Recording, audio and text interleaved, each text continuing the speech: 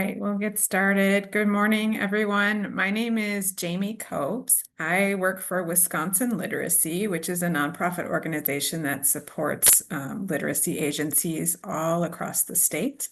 My position here is I am manager of digital literacy and tutor training. Digital Tools for Teaching is a series that I run monthly and the topic changes. So I encourage you to check back each month. This month, our topic is Tools for Teaching Typing. If you are joining me live via Zoom, I will follow up with an email and I'll send you a handout that has almost all of the information that we talk about here today. So if you're a note taker and it feels like I'm going too fast, just know that you'll receive that. If you're joining via video later and you're watching this webinar, the link to the handout should be in the description of the video. So here is what I have planned for us today. I want to start with just a quick kind of warm up, engaging activity and have us all take a typing test. And then I will introduce some tools to you and just quickly give a demo, go over some of what I see are the advantages or possible disadvantages to using them. So the first tool will be typing.com. The second tool is GCF Learned Free's typing tutorial. The third tool it's called the DART curriculum. It stands for Digital Access and Resilience in Texas. It's more than 6 lessons, but specifically lessons 4 through 6 could be useful for teaching typing. And then Flippity typing tests. And I will give you some time at the end of our meeting to explore these on your own and kind of report back, what do you see as what are your observations or any questions that you have about how to use them. We have just a couple more people joining, so I'm going to pause for a moment. Good morning, Aina, welcome. Good morning, Danielle, welcome.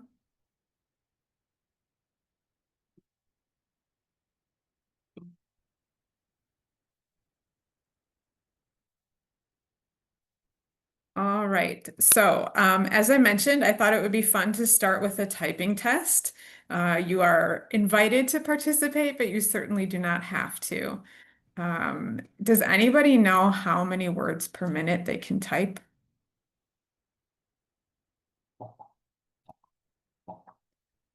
All right, so this particular typing test that I designed, it's 2 sentences long. I'm going to share it with you in just a minute. People checking in on the chat. No clue. Okay. My best score on this is 46 words per minute, which I feel is pretty fast, but I have no idea how it compares to others. When I share this in just a moment, I'll share a link via the chat. I'm going to ask you to click on it. Learning to type is the test we want. And then you'll get started by just typing exactly what you see on the screen. You can use the backspace to correct your errors as you go, or you can choose to leave them the way that they are. They'll highlight themselves in red if it's an error. Remember to press the space bar when you're finished because the timer starts the minute you start typing, excuse me, but it doesn't stop until you touch the space bar. So when you're finished, touch the space bar. And when everybody finishes, I'm going to ask you, if you feel comfortable, to report what they call your adjusted speed in the chat. And so the adjusted speed will count your words per minute, but it will also adjust for your accuracy and give you an average of those. So let me show you what I'm talking about. I clicked on the link for the typing test. I'm going to click on Learning to Type. This is what you'll see here, and you'll start typing. When you start typing, this time remaining will count down. And then once you're finished, you get to the end of the test, press that space bar, the timer will stop, and you'll get an adjusted speed down here. I'm going to grab the link, share it in the chat.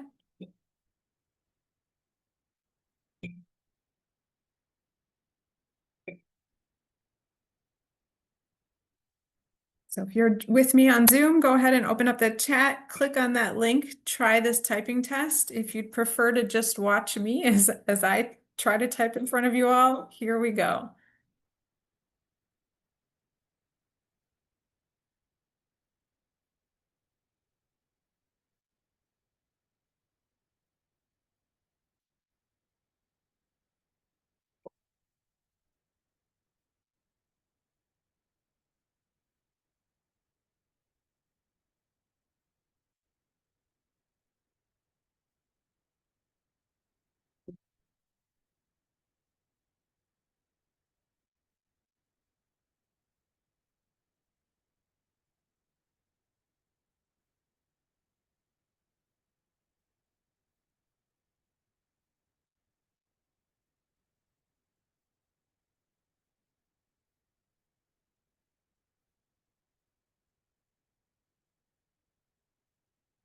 "95 is really fast. 64, but not fully caffeinated. Beautiful. Right, I'll give it just another 30 seconds for anybody that's finishing that typing test.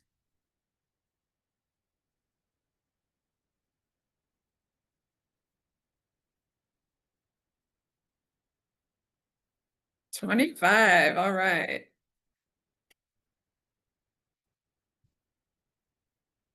"57, excellent. "61. Fantastic. Thank you everyone for trying that out. This was made with Flippity, and so it will be one of the tools that I talk about in just a moment. 51, great job. All right, so the first tool that I want to talk to you about, and probably a lot of you are familiar with it, is typing.com.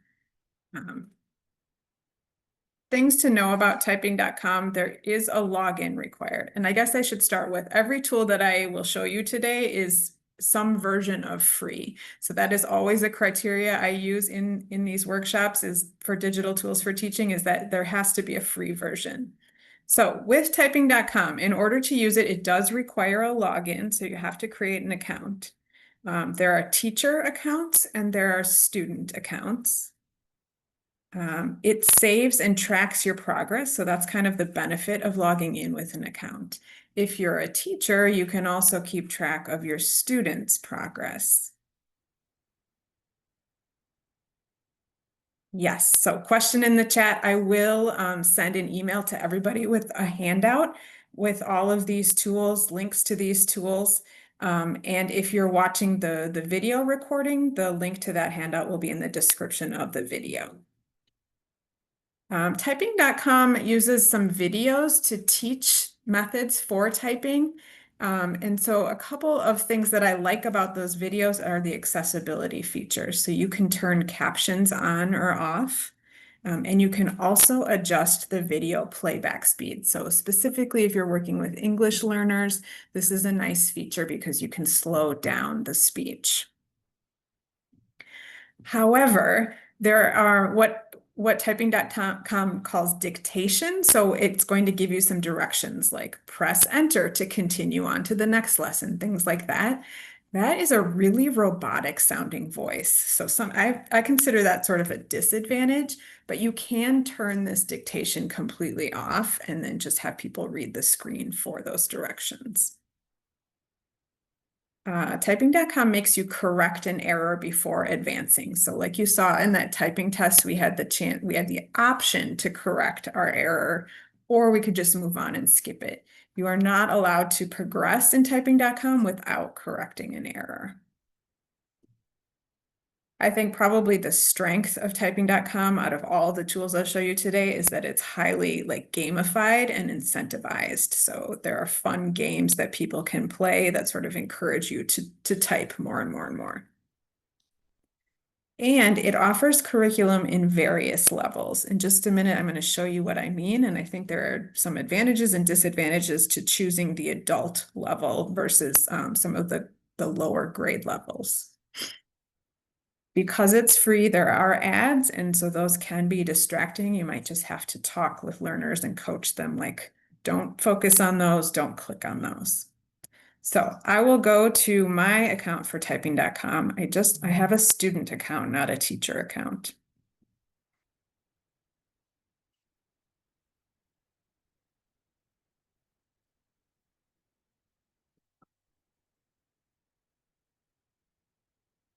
Okay, so here is what my sort of dashboard looks like as a student. You can see that it's keeping track of my progress up here, the time that I've spent on it, my average accuracy, and my average speed. And then I have options here for some of the lessons. Also note that these kind of look like cool topics, but if they have a crown next to them, that's what they call plus content. And so that is not the free version. Up here at the top, I have these options here. I do want to point out right now it says 5th grade. So this is where you would change the curriculum level. Because I'm in the 5th grade curriculum, I have pre-keyboarding lessons that are offered to me. And so you need to think about, would this be valuable to your learner to get lessons not only on introduction to typing, but how to use a mouse or a trackpad, parts of the computer, and more like what makes a computer run. If I switch my level, so you can see it starts at 5th grade, it has adult learner as a level, and then it has English, and I believe this might be Portuguese. I think the BR stands for Brazil and not British, but I could be wrong. Anyway, if I switch to adult learner instead, because many of us work with adults, and then I update curriculum, I just want to show you how it changes. So I actually have fewer options. So I have learning the keys and I have punctuation and advanced keys, but I don't get any of that other like digital learning about like basic computers. So just know that that is part of it. And then I will just show you, here I'm working on J, F, and the space key. They start here because those are the buttons on the home row that have the bumps on them. And so typing.com does teach you this home row system of typing.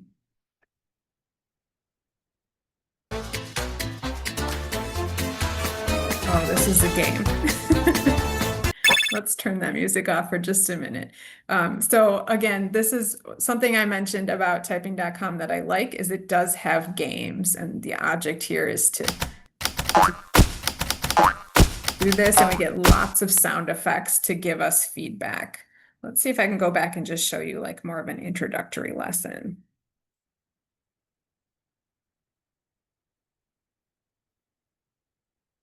So here's what I was talking about in terms of video. So I'm going to get a video explaining how to find the J and the F key, telling me where to put my fingers.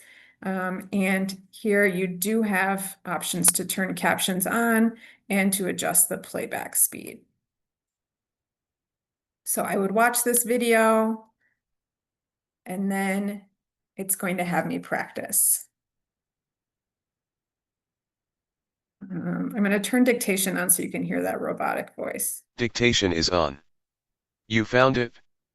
Remember where that J key is, because we're going to practice it now. Press enter to begin. To begin, type the letter J. J. J. J. J.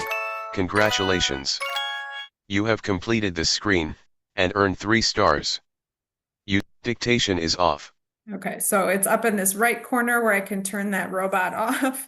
And then other thing I wanted to point out is when I talked about incentivizing these stars and that sort of sound effect feedback, I think are pretty encouraging and a nice part of this tool.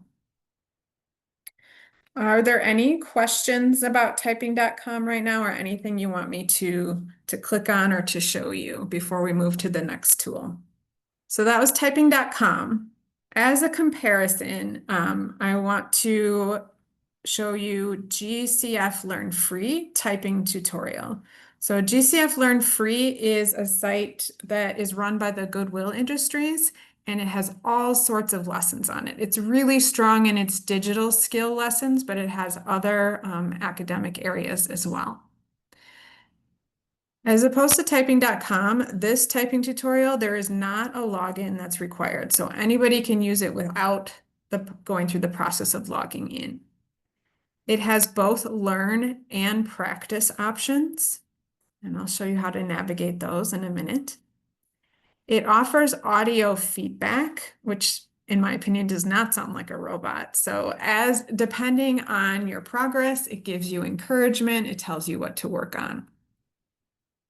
It does not let you correct an error before advancing, so something to know. This might frustrate some learners.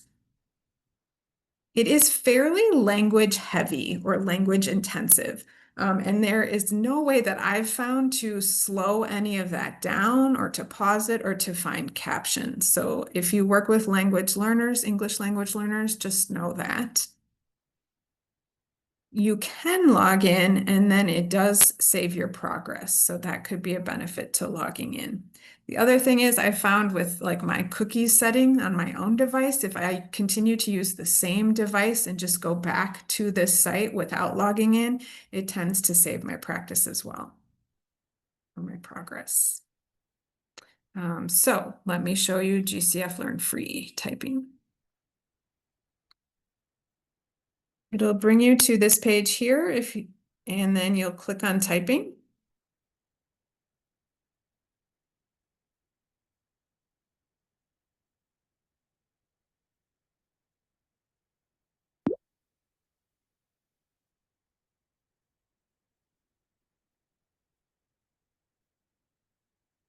All right, and then I can choose learn or practice. Either one that you choose, learn or practice, you're going to get this map.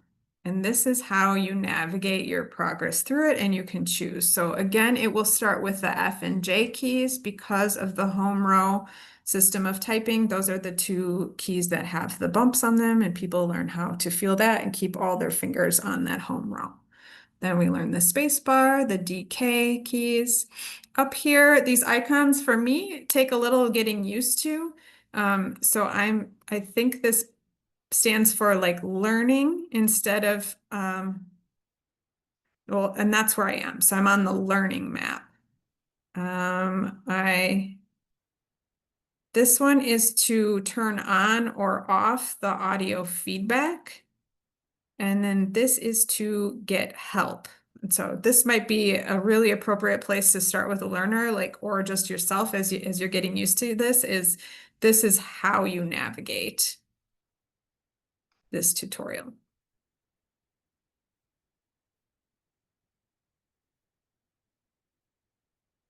First, let's learn the keys F and J. F is your left, J is your right. Now take some time to think about that. F is your left, F is your left, and J is your right. When you're ready, we'll move into practicing each one. So which one is left? F. Now which one is right? J. So now let's start practicing these two letters. Remember, it's important at each step to focus for as long as you can on what's happening. And it's okay to go in and out of focus. That's completely normal. Now here's the keyboard. In order to type fast, you place your hands in this position. Go ahead and place your hands. Your right pointer finger should touch J and your left F. You will notice that there is a bump on these two. Okay. So like I said, I feel like that's kind of language intensive, language heavy, and there's no way that I've found so far that I can pause that or replay that. I just sort of have to let that play. But I can switch here from learn to practice, and there's a couple of things I want to show you about practice as well. It's the same map. So you do have to get used to, does it say a P at the top or an L at the top? So P for practice. I can click on the FJ practice now. And it will always ask me how many practices I want. So I need to fill this in before I click start. If you put in 100, it will give you 100 practices. So this might be something you need to coach a learner through as well. So I'll just put 1 and then I push start.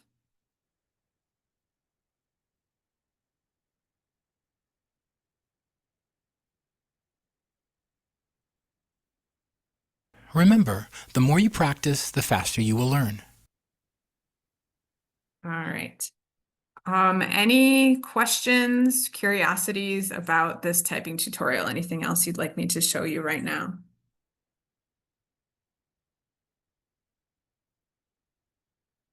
Okay, the next tool I want to show you is called the DART curriculum. DART curriculum stands for Digital Access and Resilience in Texas. It is a series, I believe it's 19 lessons. It was designed for adult English language learners, and it was specifically commissioned by Tyson Foods Corporation because they were noticing that a lot of their employees were beginning English learners and they were struggling with the steps required to log into their HR account, remember a password, create a password, and then successfully use that platform. So these lessons combine foundational literacy and typing, specifically lessons 4 through 6. Other lessons talk about passwords and internet safety and things like that. So the lessons 4 through 6 are going to work first on letter recognition, so lowercase letters and then uppercase letters. And then on capitalization, when to capitalize and how to capitalize. And then specific special keys that you would use, like the shift key or the enter key. It has a lot of paper-based teaching and learning materials. So if you're working with digital beginners who might feel better about starting on paper before they get to a computer keyboard, these would be great materials to use. It does not, however, cover home row typing. So none of that method. And so when you use these, it's probably likely that learners will start out with what I call the hunt and peck method, where they're just using one finger to find the keys, but that is a perfectly acceptable way to start. So I will show you this tool as well. So you can see at the top, the way to navigate this is on the left will be all of the lessons. So we have keyboard lessons, we have security, parts of a computer, using a computer, going online, creating accounts, safety, searching, troubleshooting, and review. So I was mistaken, there are 20 lessons. But specifically for typing, I would encourage you to look at lessons 4, 5, and 6. So lesson 4 is uppercase alphabet on the keyboard. If I click on that, it will bring me here, and there's always a download lesson and an editable lesson. And then the resources. So how to make capital letters on your phone, Windows keyboard with letters, and then capital letter keyboard assessment. So I'll show you this window keyboard with letters. It's just, I think, a really nice resource to have is, and you can print this out on paper. So we have the keyboard here. And like I'm envisioning this could even be like a really cool TPR, like a total physical response activity with English learners. So like find the F, find the J, and they're just working on paper and following those commands. Then this capital letter keyboard assessment. Again, it's paper-based. Let me make this just a smidge bigger. So circle the 2 keys you need to make this capital letter. So we're asking learners to circle shift and then the T, or even like highlight it with a marker. So there's that assessment. Lesson 5 is numbers and special keys on the keyboard. And lesson 6 is symbols on the keyboard. Questions about the DART curriculum or things you want me to show you before we move to our last tool? The last tool is Flippity. And that is what we started with. When you all took that typing test, it was built with Flippity. So flippity.net is a great resource if you're not familiar. It allows you to make digital activities for free. And you can use actually Google Sheets, Google Spreadsheets to create those activities. Typing tests are just one of the types of activities that it allows you to make. Two ways that you can use the typing tests on flippity.net. There are demo tests that they've already created. And in that list of demo tests, especially if you're working on teaching typing, there's a home row test and there's an upper row test that I think would be valuable. And then you can create your own typing tests. So that's what I did when we all took that typing test at the beginning of this session. And so you can put in any text you want. It might be an interesting follow-up to a reading lesson. So if you're reading a short text with the learner and then you put that text in as a typing test, it's like one more opportunity to read it, but also to practice typing it. And like I said, it integrates with Google Sheets. So I will show you that now. Flippity.net is the link to Flippity. And as you can see, there are so many different options. So you can use this to create digital flashcards, a random name picker. It's like a spinning wheel. One of my favorites is manipulative. So it's just like I use it for word sorts. There's a matching game. And right here is the typing test. So each card or each type of activity on Flippity will have a demo button and an instructions button. So under the demo is where you can just try it out, or you can send learners to try it out. And so they have 10 different demo typing tests that you could use. These are the ones that I was talking about before. So home row words and upper row words. I click on that and we're just practicing all of the keys in that home row. How do I share it with learners? This little icon on the bottom could either share all of those demo tests with learners by going back here. Anytime you see this icon, you can click on that and it will give you a link to share with learners. It also gives you a QR code. And I think that's more valuable for other types of activities. But if we're scanning a QR code with our phone, then we're probably typing on our phone as well, and we lose the opportunity to type on a keyboard. So sharing a link with learners is probably the best way to do it. All right, and then creating your own. A little more involved, but really clear instructions. All the instructions are always provided right here on the site. It has you make a copy of the Google spreadsheet template, and then it gives you exact instructions for how to publish that spreadsheet so that you're making it available. The activity is available on the internet. So here's the template. I click on it. It forces me to make a copy, so it's going to kind of hold my hand through this process. I made a copy, and now all of the demo tests are here, and I can erase those and create my own test. It tells you not to change anything in blue in those directions, so I just leave that alone. So I can make a new test. I'll keep the rest of them.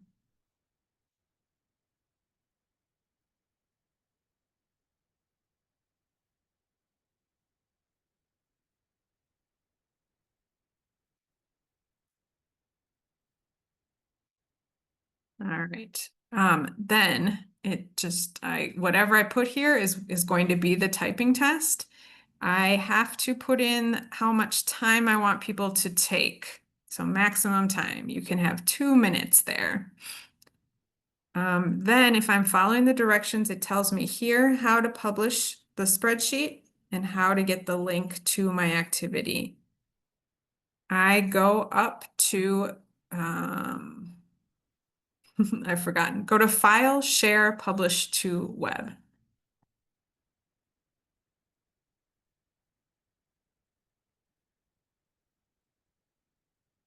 I hit publish.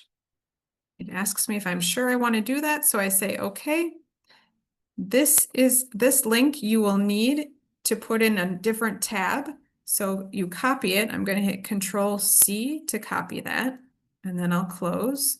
And then this tab down here where it says get the link here is where I'm going to paste that link I just got. So I paste it here. And then it automatically creates this link under number 3 for me. That is the link that I can copy and share with anybody I want to take that typing test. I can also go there myself just to make sure that my new test worked.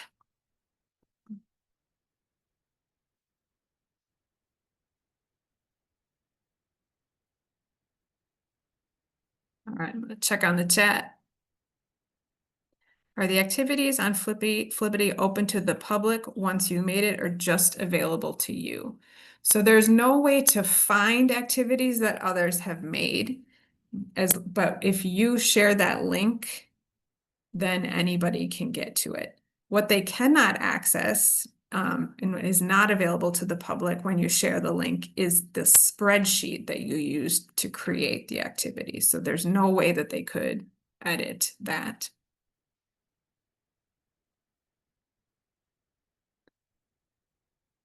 Okay, so this is the explore and report section of this workshop. So I'm going to give you just a little time.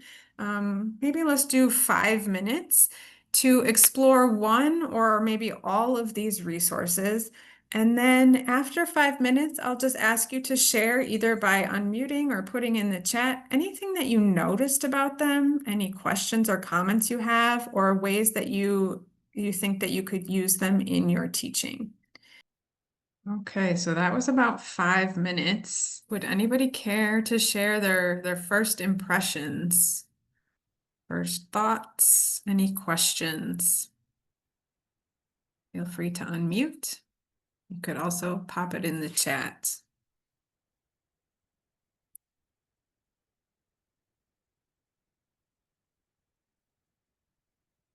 I can share. So I explored Dart, and it seems to be a great resource for a teacher who wants to teach typing. It has entire lesson plans that you can use. And it's especially good if you don't have enough computers for all the students, because it is paper-based, so you can have them practice using that paper keyboard that Jamie showed us earlier. And it also gives instructions for how a teacher can use a document camera and have their keyboard under it and project onto the screen and showing how students can use that. So that seemed nice, but it's not actual practice for the students. Right. Yeah. Thank you for pointing out. I guess I never thought of it that way, but if you don't have enough devices to have a one-on-one practice, it is a really nice way to start as well. Couple of comments in the chat. Somebody said that typing.com seems to be one of the best tools, especially if a student doesn't know the language or the alphabet yet. And another tool I can see, Dart, would be helpful with low-level ELL adult students. Somebody used Flippity and said it's so easy to use. Hooray. And yes, Flippity has lots of other activities that you can use too. Any other comments or questions? I have a quick question. Mm-hmm. Have you used the tip 10 typing tutorial at all? Do you have any, if so, do you have any comments about the pluses and minuses on that? I am not familiar with that. You said tip 10 typing tutorial. Yes, it says TIPP and then 10, tip 10. Okay. No, I haven't. Have you?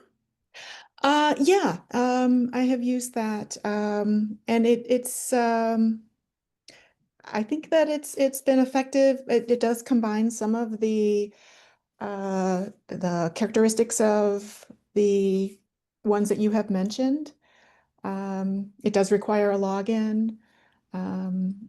It starts with the home keys and progresses and gives feedback. Okay.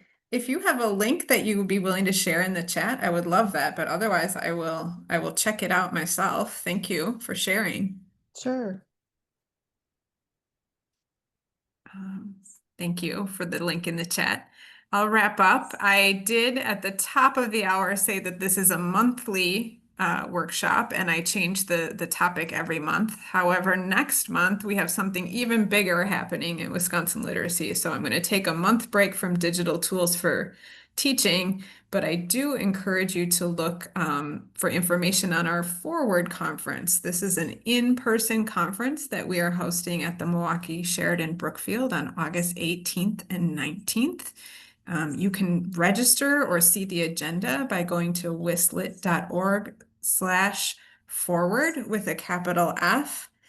We have lots of great breakout session topics and presenters of maybe particular interest to this group coming to digital tools for teaching. I know we have a couple sessions on using AI tools, one session on teaching cybersecurity and how to stay safe on the internet, and another session on using Google Slides to build instructional materials for students.